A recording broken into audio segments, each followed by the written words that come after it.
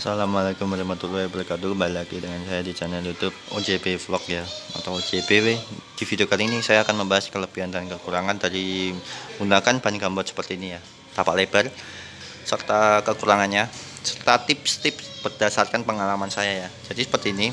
Yang pertama, kelebihannya tuh dari segi tampilan sudah pasti bagus ya, oke look.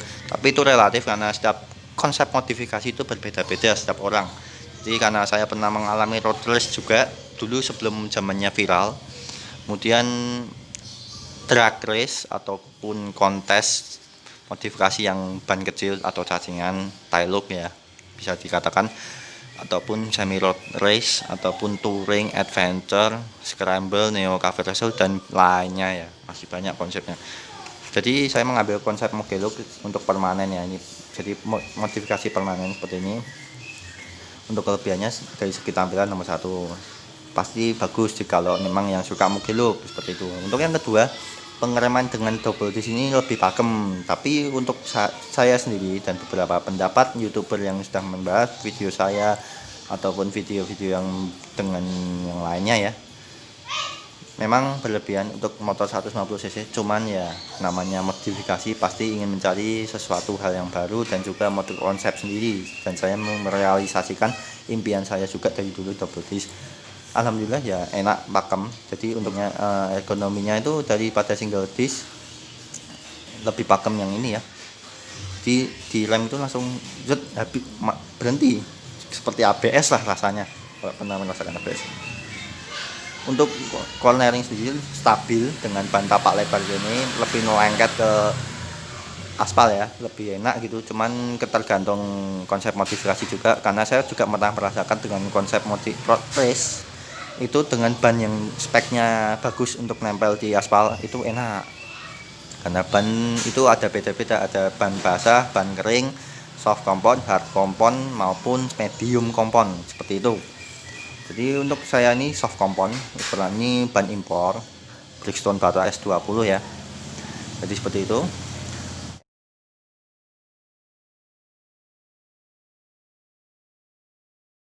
Enak, stabil lah pakai ini. Cuman mungkin saya yang belakang akan saya downgrade 180 karena nggak serantai, karena itu ada terlalu melebar ya bosingannya saya itu namanya custom ya, tapi namanya penyempurnaan lagi masih bisa. Jadi nanti saya lakukan ke depannya seperti itu. Untuk custom arm seperti ini lebih panjang dari original maupun limbah muke, hampir sama ya, 75 cm panjangnya dari as depan sampai belakang.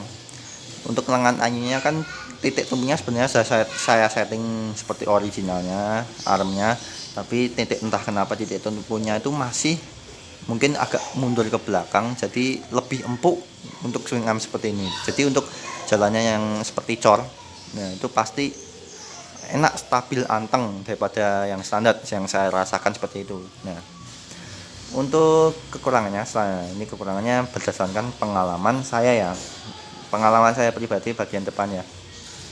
Untuk pengereman itu harus dicek benar-benar untuk customasinya agar tidak seret, karena pengalaman saya dulu di pelek yang kuning yang Veloci dulu itu seret, jadi perlu di customasi ulang dari bosing. Kemudian as dicek juga stempetnya itu masih bagus apa enggak di bagian laker atau bearing. Kemudian itu laker bearing tuh karena ban gambot seperti ini harus dicek, sering-sering dicek dan diganti yang bagus ya, kalau usahakan seperti itu.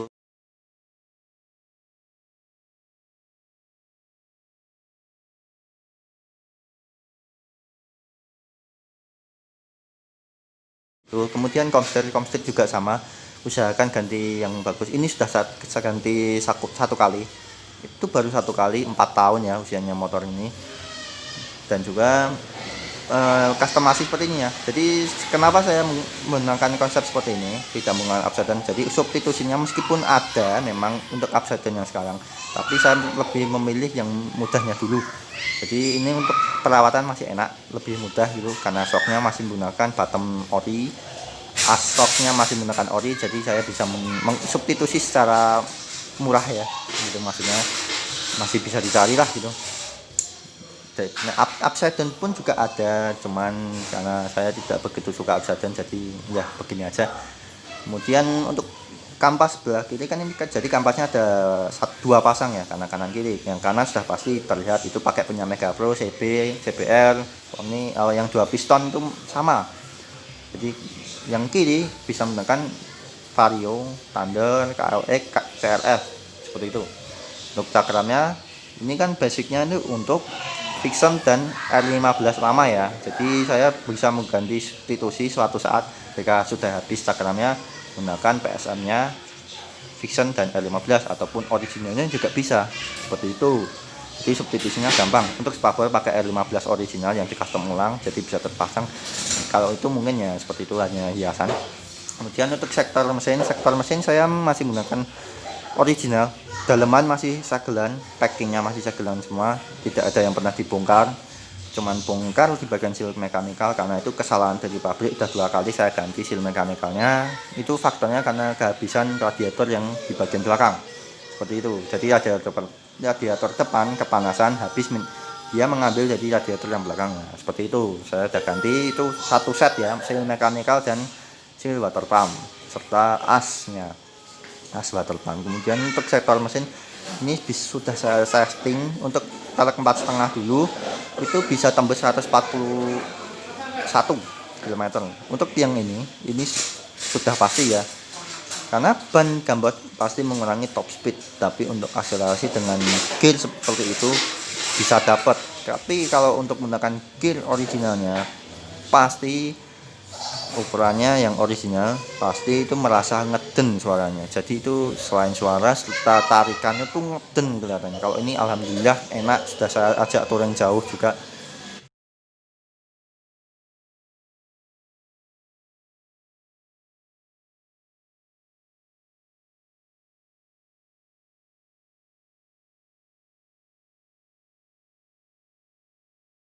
Ukuran rantainya seperti ini, juga gearnya seperti ini. Jadi untuk mesin masih standar, hanya ubahan di bagian filter udara saya menggunakan Velroc, kemudian penambahan action wheel, coil menggunakan KTC, busi menggunakan Daytona double iridium seperti itu. Untuk TB-nya juga masih original, jadi belum ada bore up, tune up, porting polish serta stroke up ya. Seperti itu. Untuk spoolnya masih original, belum saya cek. Kalau yang kampas kopling kelihatannya mau habis, sudah waktunya umurnya, memang ini udah 4 tahun ya, sudah mau habis kelihatannya, tapi masih bisa digunakan aman. Mungkin substitusinya mungkin akan segera diganti racing menggunakan TDR ya, kampas kopling TDR, per koplingnya nanti pakai original seperti itu. Untuk ECU dan CDI masih original, tidak ada beban. Kalau ECU racing nanti saya belum berpikiran karena ada plus minus sendiri dari bore up, main mesin dan juga itu. Jadi ada settingan khusus nanti seperti itu. Untuk masih standar semua. Kemudian untuk belakang ini ya, swing arm itu jadi sering-sering cek latches atau bushing yang depan ini ya. Bushing yang depan atau bushing arm yang depan, yang belakang itu untuk pelek sering cek juga ini laker. Tapi alhamdulillah untuk ini kan pelek Veloci 6 inci backnya Ninja ini lakernya tuh ada 4, lakernya originalnya Ninja semua. Jadi alhamdulillah kuat karena 250 cc itu lakernya besar-besar. Jadi asnya juga berubah itu ya. Bisa dicek di video sebelumnya ada. Kemudian untuk bushing prowling, ya ini ya, prowlingnya itu sering-sering dicek ini ambles apa enggak. Karena semua tergantung perawatan masing-masing ya. Kalau alhamdulillah ini saya belum ada kendala selama 4 tahun di bagian prowling, shock, kemudian bushingnya, bearingnya seperti itu. Untuk bearing yang belakang masih aman. Kalau yang depan itu juga masih aman, cuman sudah saya ganti yang bagus kalian karena tidak mau 2 kali kerja seperti itu. Untuk rantai sendiri ya, kenapa bisa menggunakan rantainya milik Ninja? Jadi seperti ini. Ini adalah satu tips agar tidak gasrok rantai keban ya, karena kebanyakan seperti itu teman-teman menanyakan. Jadi seperti ini, untuk yang depan bisa dibuatkan adaptor untuk menggunakan gear motor lain ataupun gear mengeluarkan gear seperti itu, atau yang belakang juga menggunakan gitu seperti adaptor atau spacer ya, seperti itu besi. Jadi seperti ini. Untuk fotonya sendiri seperti ini ya, dan pemasangannya seperti ini. Nah, terlihat kan seperti ini ya, maaf sebentar ya, mungkin seperti ini aja. Ini terlihat adaptornya, adaptor di bagian dudukan gearboxnya yang gear itu di situ, jadi bisa keluar agar nantinya tuh juga nggak kemakan miring kalau saya menggunakan gear orinya, serta mungkin apa masih posisi standarnya itu di situ, nanti lantainya tuh miring pastinya, jadi makan gearnya cepet banget seperti itu. Jadi usahakan agar lantainya bisa lurus depan belakang seperti itu. Dan juga ini kan untuk jika lo ingin gear lain dari motor lain juga seperti ini caranya, adaptor seperti itu. Untuk yang sekarang yang belakang saya gunakan adaptor ini, jadi nggak pakai nap gear, ini sudah adaptor col asli, adaptor asli seperti ini. Nah ini seperti ini. Dan kemudian ini usahakan jika lo memang ini lebar, ini wajib dipotong ya. Dan yang bagian sini penyesuaian, karena ini saya sudah nggak suka lantai karena terlalu lebar untuk keluarnya. Jadi ini suatu saat nanti saya akan ubah rangkanya sendiri untuk ditekuk sendiri atau ditekungkan agar lantainya tidak ada seruk seperti itu. Dan ini akan saya potong, memang ini akan saya potong nanti ganti yang model yang baru seperti yang V3 itu, jadi bisa lepas pasang ya atau PNP gitu. Dan saya sendiri ini menggunakan knalpot standar, masih aman lah untuk performa. Selalu cek oli mesin, selalu cek bagian-bagian mesin juga, penunjang TB injeksi, injektor, TPS di situ ya. Ini bagian desain juga radiator, dan ini radiatornya sudah sobek karena ini alhamdulillah masih nggak masalah. Ini pernah jatuh juga masalahnya, jatuh konyol tapi gitu, jatuh di parkiran, nggak tahu siapa yang jatuhin, udah jatuh jadi akhirnya sobek. Rajin cek radiator depan belakang ya, rajin kuras juga. Kemudian untuk saya sarankan untuk gear dan cakram, usahakan ini menggunakan adalah bautnya baut yang original bawaan motornya, karena pengalaman kalau baut murahan ini cepat lodek atau cepat selek, lepas sendiri, kendor sendiri. Saya ini sudah dapat ini, alhamdulillah ini dapat semua ya tuh ya, sama ini ori ninja semua. Saya pesan dari salah satu teman saya di Jakarta.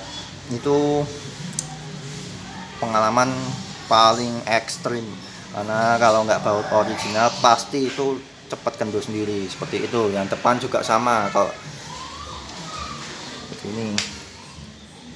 ini bukan original ya. Kalau yang ini masih murah, ini masih pakai yang itu masih nggak masalah lah. Tapi kalau yang model-model L Bossing seperti ini ataupun yang itu, usahakan yang original. Saya sarankan original seperti itu. Entah peleknya apapun itu original ya, supaya kuat. Untuk penyesuaian bagian knalpot sih tidak ada, cuman ini dipotong buat dudukan, dipenggang seperti itu. Untuk bagian sektor lainnya mungkin tidak ada masalah, itu berdasarkan pengalaman saya pribadi seperti ini. Rajin merawat motornya, bagian kebersihan, sektor performa, kemudian bagian kaki serta perawatan bagian bodi. Ini bodi sudah jatuh ya, jatuh konyol, dijatuhin kurang 2 kali. Sudah saya tempul tangki bodi yang kroak itu, dan saya cat ulang. Mungkin ini akan saya repaint lagi besok. Cek katanya jemuran, ini rangka jemuran, nyatanya enggak. Itu tergantung diri sendiri merawatnya seperti itu. Terima kasih telah menonton video saya, semoga bermanfaat. Mohon maaf jika ada kata-kata yang kurang berkenan dan videonya kurang bagus. Beberapa teman-teman yang nonton ya mohon dimaafkan, karena saya hanya berdasarkan pengalaman saya. Saya bukannya sok tahu, tapi ingin membagikan sharing pengalaman saya menggunakan ban gambut seperti ini. Terima kasih. Assalamualaikum warahmatullahi wabarakatuh.